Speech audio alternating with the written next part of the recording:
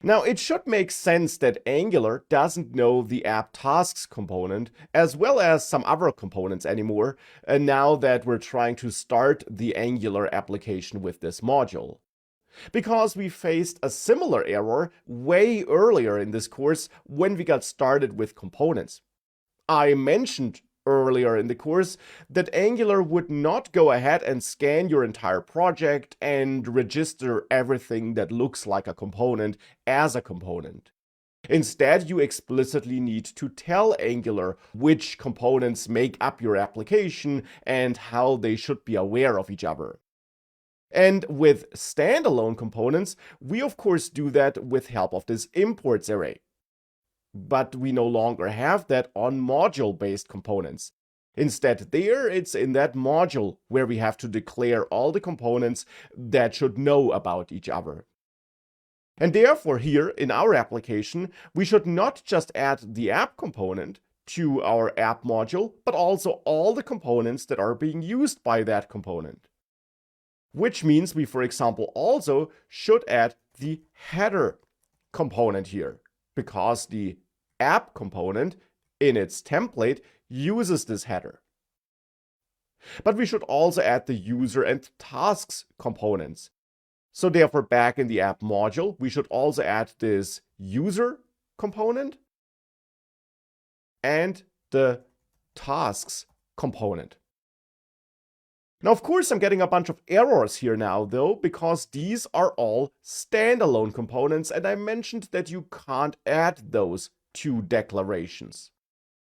Now, what you can do, if you want to keep those components as standalone components, because you're, for example, slowly but steadily migrating your project over, what you can do in such a scenario is you can add an imports array to your module, just as we had those imports arrays on our standalone components, and add any standalone components you want to register for your application to that imports array instead of the declarations array. So the declarations array is for non-standalone components. The imports array can be used for standalone components. And with that, we got no errors here anymore.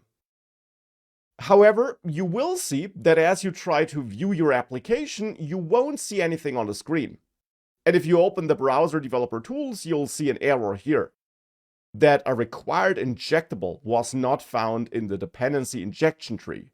And we actually get an additional hint, actually a solution for the problem, that if we are bootstrapping an ng module, which we're trying to bootstrap the application with the app module, we should make sure that the browser module is imported. Because modules can actually also import other modules, and we'll build another custom other module later. But one module that has been built for us by the Angular team, which we should import here, is the browser module, which is imported from @Angular platform browser.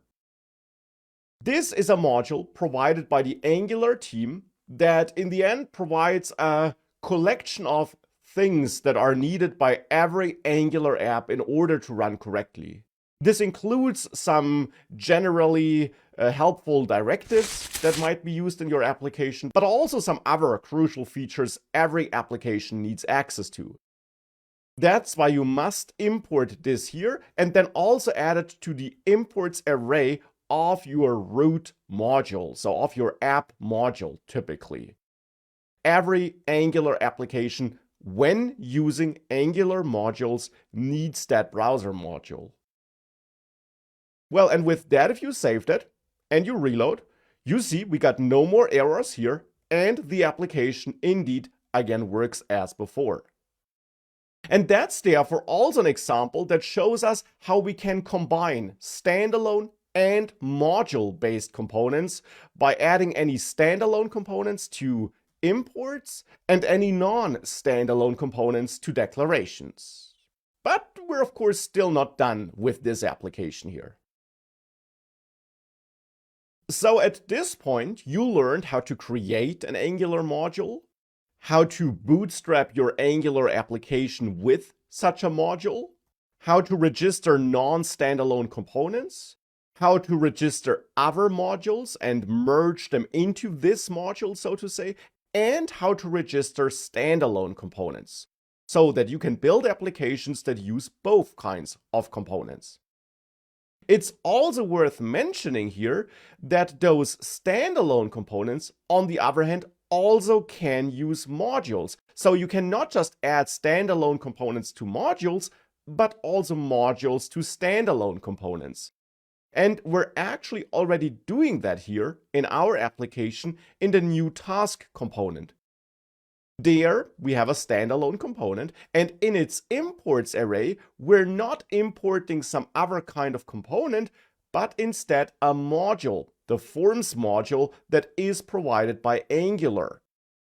And that Forms module is such an ng module that has been built by the Angular team and that provides a collection of directives and generally features we might want to use in our application. And we can easily use that in a standalone component by adding it to this imports array like this. That's nothing new. We did that in the previous section already, but it's important to keep that in mind and understand that you can mix and match non-standalone components and standalone components just as needed. Which is important because this, for example, also simplifies the process of migrating an Angular app from standalone components to modules or vice versa. And speaking of migration, we're also going to continue with one here, and we're going to continue to migrate this entire first demo app we built here from standalone components to modules.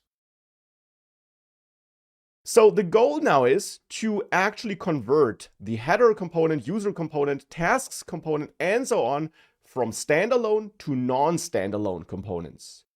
And as a challenge and exercise, you can definitely try doing this on your own. Start with the header component, and if you're then feeling fancy, also try continuing with the user and tasks component. Those will be a bit more tricky because those components, especially the tasks component, use other components internally, which then also need to be migrated. But you can definitely try doing this on your own as well. After a couple of seconds, which I give you to pause the video so that you can try it on your own, we'll migrate these components and any other components that may need to be migrated together. So let's convert these components together now, and I will start with the header component. Here it's pretty straightforward because this component doesn't use any other components. So all we have to do here is set standalone to false or remove it. And then back in the app module, move that header component from the imports array to the declarations array. And that's all. If we now save that, the application reloads and still works as before. And the header also still is there. Of course, we can therefore now continue with the user component. Here we also remove standalone or set it to false. And here we now are using some other component, the card component. So we should remove that imports array here now, since we can't use that in standalone components. And we can then therefore also get rid of this unused import. And instead, back in the app module, we now should move the user component from imports to declarations, but we now also need to add the card component here, since we're using that in the user component.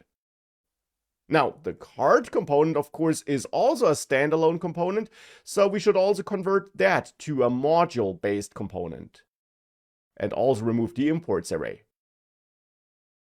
With that, it's just the tasks component that remains, but this component uses two other components, which we'll also need to convert. Now, I'll start with the tasks component by setting it to standalone false and by getting rid of imports, and by then getting rid of these unused imports of the task and new task component. And back in app module, we add the tasks component here to declarations and auto format this to make it a bit more readable.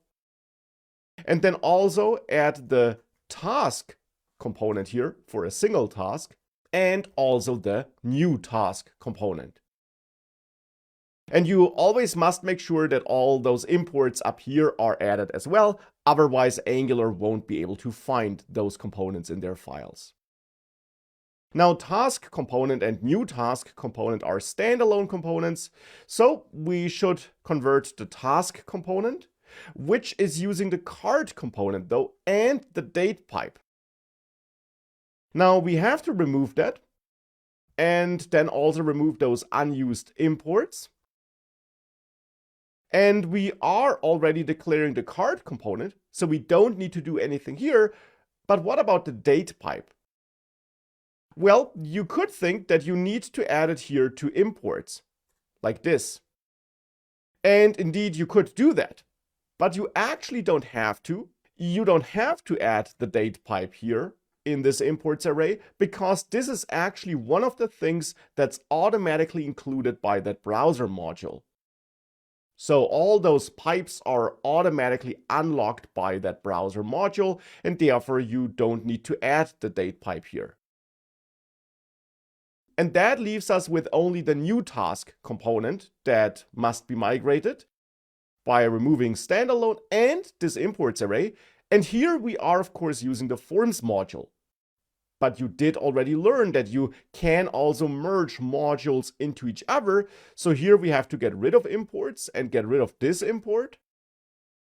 And then back in the app module TS file, we have to add this forms module to this imports array of the app module, so that all the functionalities and features provided by the forms module are made available to all these components that are declared here.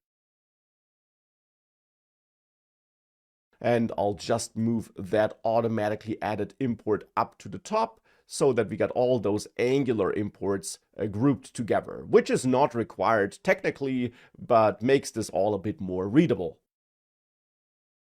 Well, and with that, finally, everything has been migrated, and we therefore are able to again work on this application and add new tasks and complete them and do all that without getting any errors.